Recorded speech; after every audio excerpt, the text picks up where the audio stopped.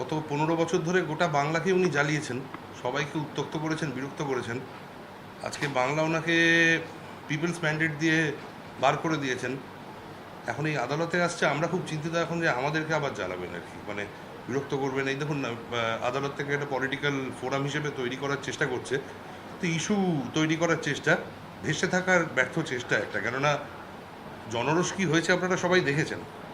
ভারতীয় জনতা পার্টির তরফ থেকে তো কেউ ছিল না, লিটিগেন্টসরা, স্টাফেরা সবাই মিলে দেখছিলেন তো যে স্লোগান, ওনাকে দেখেই স্লোগান দিচ্ছিল আর কি, কী বলছিল তো শুনতেই পাচ্ছিলেন। আর মানে তো আমার ছোট ভাই সূর্যনীল, ও তো ওখান থেকে রেস্কিউ করতে গিয়ে ওর জামা কাপড় পর্যন্ত মানে ছিঁড়ে গেছে আজকে।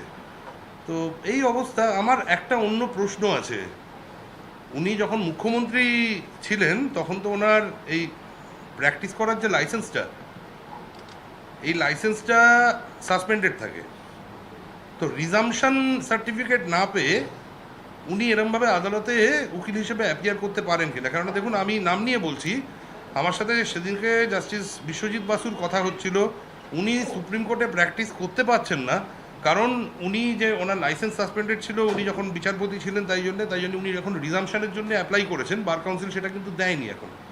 আর বিশ্বজিৎ বাসু সাহেব কিন্তু রিটায়ার করেছেন বেশ কয়েক মাস আগে।